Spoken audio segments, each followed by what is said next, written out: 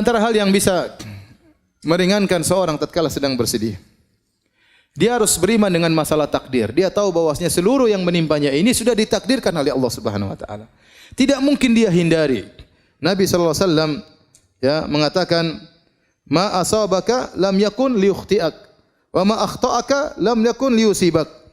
Apa yang menimpamu tidak bisa kau hindari, dan apa yang terhindar darimu tidak mungkin menimpamu. Ini sudah pasti, ya. Inna Allah kataba maqadir al-khalaiq qabla an yakhluqa as-samawati wal ard bi 50,000 sanah. Sungguhnya Allah mencatat takdir seluruh makhluk, termasuk Anda ini makhluk. Takdir Anda telah ditulis oleh Allah secara detail, masing-masing kita secara detail. Ya, dari masih nutfah sampai meninggal dunia sudah dicatat oleh Allah dengan detail, dan Anda tidak akan keluar dari takdir tersebut. Ya. Bahkan Allah catat tersebut 50.000 tahun sebelum Allah ciptakan langit dan bumi, bukan sebelum 50.000 tahun sebelum ente diciptakan, enggak. 50.000 tahun qabla an yakhluqas samawati wal ard, sebelum Allah ciptakan langit dan bumi. Kata Nabi sallallahu alaihi wasallam, rufi'atil aqlam wa jaffatis suhuf, pena-pena sudah diangkat dan lembaran sudah kering, tidak ada perubahan. Maka mau tidak mau Anda tidak akan bisa menghindar dari musibah tersebut. Karena musibah tersebut sudah tercatat bagi Anda. Tinggal bagaimana Anda menghadapi musibah tersebut. Kalau Anda menghadapinya dengan sabar, fa anta ma'jur, maka engkau dapat pahala.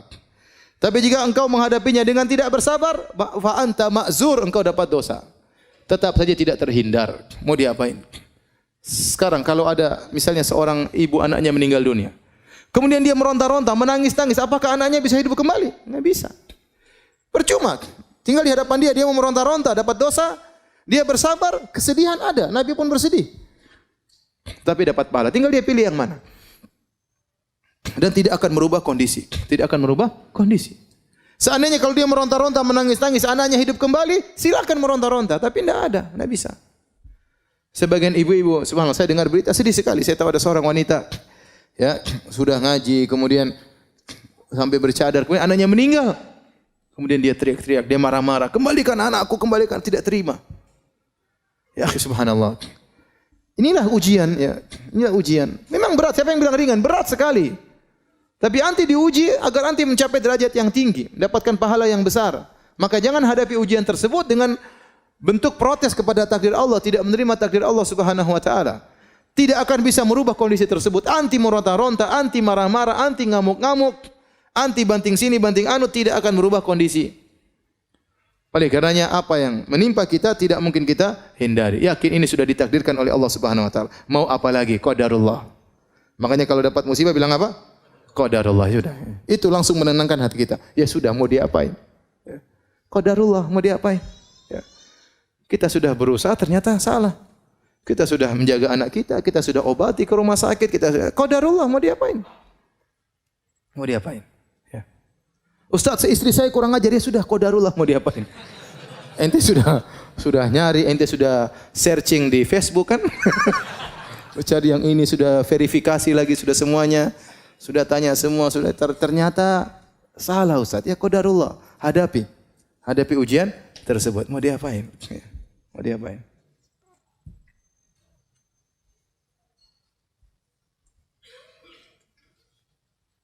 Bisa ada seorang, dia hitam, kemudian tapi dia tinggi. Kemudian dia ingin menikah dengan perempuan yang cantik, meskipun pendek putih, supaya anaknya apa? Tinggi dan putih. Ternyata qadarullah. Anaknya hitam, pendek, pesek. Ya sudah, qadarullah. Ente sudah berusaha. Apa boleh buat? Itu namanya qadarullah.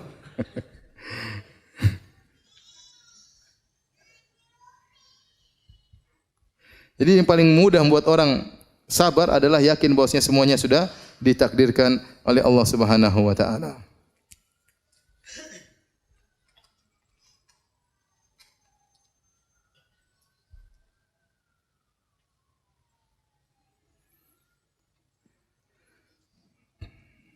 Kalau seorang tatkala ditimpa musibah, dia dapati dirinya kurang bersabar, maka latihlah dirinya untuk bersabar.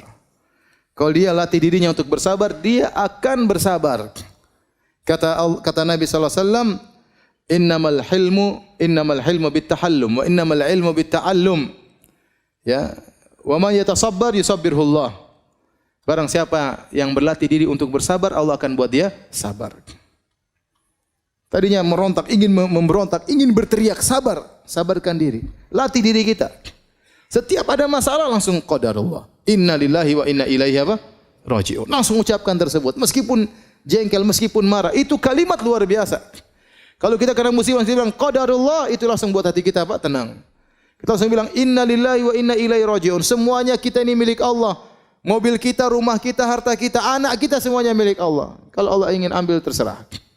Inna lillahi wa inna ilaihi raji'un. Itu membuat kita benar-benar sangat mudah untuk bersabar. Maka latih diri untuk bersabar. Kata Nabi SAW, man yatasabbar yusabbirullah. Barang siapa yang melatih dirinya untuk bersabar, maka Allah akan mudahkan dia untuk bersabar.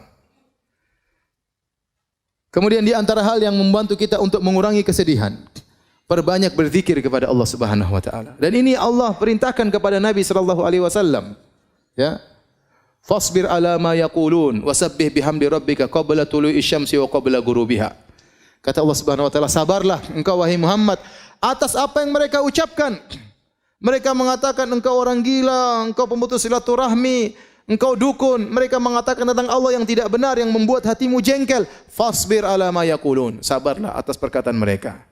Wasabbih bihamdi rabbika qabla tulu'i syamsi wa qabla ghurubiha. Dan bertasbihlah kepada Rabbmu sebelum terbit fajar dan sebelum terbenam matahari. Sebelum terbit matahari dan sebelum terbenam matahari, waktu subuh, sebelum subuh bangun, zikir pagi petang, zikir kepada Allah. Itu menghilangkan kesedihan. Banyak berzikir mengingat Allah Subhanahu wa taala. Karenanya juga kata Allah Subhanahu wa taala, "Wa laqad na'lamu annaka yadhiqu sadruka bima yaqulun. Wasabbih bihamdi rabbika wa qum minas sajidin." Kata Allah, sungguh kami tahu dadamu sempit wahai Muhammad atas perkataan mereka. Antum kira waktu Nabi Muhammad dikatakan orang gila, orang sinting, dia tidak sakit hati? Dia sakit hati. Sampai Allah mengatakan, "Wa laqad na'lamu annaka yadhiqu sadruk." Sungguh kami tahu hatimu sedih wahai Muhammad. Kata Allah Subhanahu wa taala. Kami tahu hatimu sempit akan akibat yang mereka ucapkan. Apa solusinya? Wasabbih bihamdi rabbik, maka bertasbihlah, banyak berzikir, subhanallah, subhanallah, subhanallah. Wa qum minas sajidin, banyak salat. Banyak sujud kepada Allah Subhanahu wa taala. Itu di antara hal yang buat kita meringankan kesedihan kita. Keluhkan kesedihan kita kepada Allah Subhanahu wa taala. Fasabrun jamil. Sabar jamil, apa itu sabrun jamil? Kesabaran yang indah, maksudnya kesabaran yang tidak disertai dengan syakwa, keluhan kepada makhluk. Adapun syakwa kepada Allah, mengeluhkan penderitaan kita, itu tidak mengapa. Itu kebiasaan para nabi. Nabi mengeluhkan kesulitannya kepada Allah Subhanahu wa taala. Nabi Yakub mengatakan, "Inna ma ashku bathi wa husni ila Allah." Aku mengeluhkan kesedihanku, ya kegelisahanku, penderitaanku hanya kepada Engkau ya Allah. Semua para anbiya mereka mengeluhkan kepada Allah Subhanahu wa taala. Nabi Zakaria, "Rabbi inni wahanal 'azmu minni washta'ala ar-ra'su syaiba wa lam akum bidu'aika rabbi syaqiyya." Ya Allah, aku sudah tua, tulangku sudah rapuh. Aku masih ingin punya anak. Aku tidak pernah putus asa dari berdoa kepada Engkau. Seorang tatkala ditimpa dengan kesedihan, banyak bertasbih, banyak berzikir. Ala bi dzikrillah tatmainnul qulub. Ketahuilah dengan berzikir kepada Allah, maka hati menjadi tenang. Jangan terlalu banyak syakwa kepada orang lain. Sekarang model zaman sekarang ini sedikit-sedikit mengeluh di Facebook, status berubah-ubah terus. Ini yang saya lihat, aduh. Terkadang di penuntut ilmu terkadang begitu. Terkadang ustadz begitu. Ya akhi, subhanallah, ribut sama istrinya, kemudian dia perang status di Facebook. Kita yang lihat malu. Anda sedih, percuma Anda sampaikan di status, tak ada faedahnya.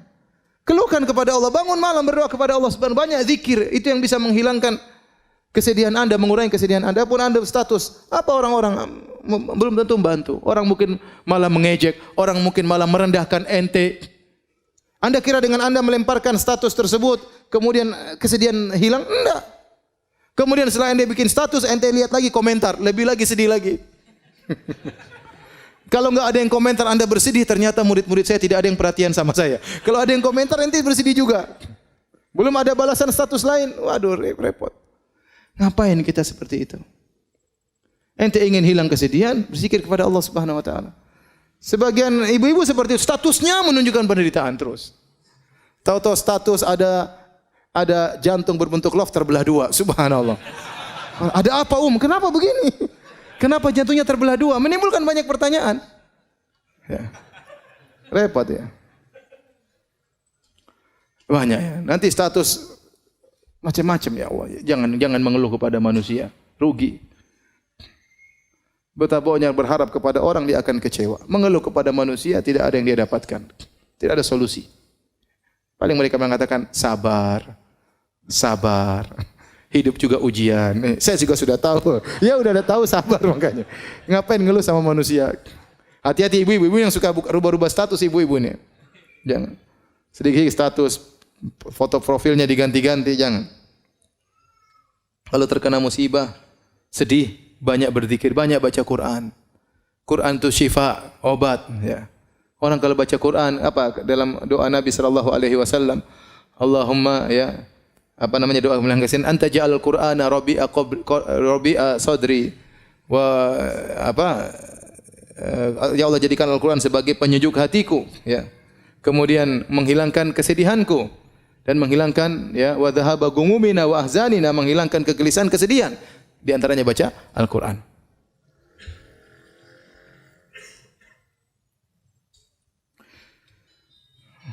Kemudian di antara hal yang membantu kita untuk menghilangkan kesedihan, yaitu jangan memutar kembali masa-masa yang lalu. Kenangan-kenangan lalu hapuskan. Ada seorang mungkin ya punya anak meninggal dunia. Kemudian dia masih simpan bonekanya, dia masih simpan bajunya. Ini jangan, ini menyiksa diri.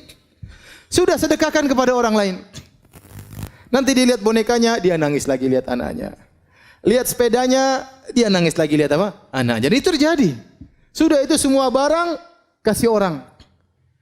Jangan mencoba untuk mengingat masa lalu yang menimbulkan kesedihan karena itu diingin oleh setan. Ya. Setan ingin apa? Liyahzunal ladzina amanu. Setan ingin agar orang beriman sedih. Kenapa kalau orang beriman sudah sedih dan kesedihannya berlebih-lebihan tidak mengantarkan dia dekat kepada Allah, akhirnya banyak perkara yang akhirnya terbengkalai. Dia kalau sudah sedih terlalu sedih, ngurus anak-anak yang lain susah. Perhatian sama suami susah, dia pun jarang pengajian, dia cuma baca Quran, nangis saja kerjanya. Maka segala hal yang membuat kita kesedihan tentang masa lalu, ngapain kita ingat-ingat kembali? Semua kenangan-kenangan hilangkan. Kalau punya foto-foto di HP hilangkan semua. Ya ngapain? Nanti lihat nangis lagi. Tiba-tiba nangis lagi. Ya enggak usah. Enggak usah.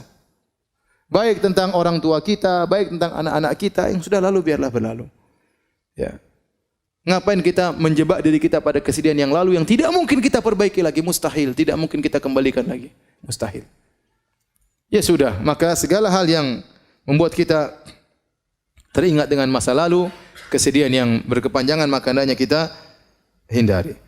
Kemudian jangan lupa ya untuk menghadiri majelis ilmu. Di antara zikir yang menenangkan hati majelis ilmu, dengar pengajian tentang kesedihan, ya, tentang tawakal, tentang sabar, tauhid, terutama pengajian tentang tauhid. Dengar bagaimana Tuhan kita, bagaimana Allah Subhanahu wa taala, bagaimana Allah melakukan semuanya dengan hikmah. Ya, bagaimana Allah terkadang menguji hamba-hambanya, baca kisah-kisah orang terdahulu. Dengar pengajian tentang bagaimana kisah para ulama diuji sehingga kita tahu bahwasanya kita ini diuji tidak ada apa-apanya dibandingkan dengan mereka. Ya. Dan ini membuat kita lebih ringan kesedihan kita. Kemudian jangan lupa perkara yang penting tatkala kita terkena kesedihan, berusaha membantu orang lain. Berusaha membantu orang lain. Oleh karenanya Al-Imam As-Sa'di, gurunya Syekh Utsaimin rahimahullah taala pernah berkata, dia mengatakan, dua pokok kebahagiaan adalah pertama ikhlas kepada Allah, yang kedua membantu orang lain. Ini dua pokok kebahagiaan. Anda kalau ingin bahagia lakukan dua ini. Pertama ikhlas. Berusaha dalam segala kegiatan ikhlas karena Allah, bukan mencari komentar manusia, bukan karena kepentingan duniawi, bukan untuk melihat ya like atau dislike, tidak peduli. Saya mencari komentar Allah Subhanahu wa taala. Kapan Anda bisa ikhlas dalam segala kegiatan Anda, maka Anda akan meraih kebahagiaan. Yang kedua, membantu orang lain. Setiap kita bantu orang lain, maka Allah akan berikan kita kebahagiaan. Allah berfirman, ya.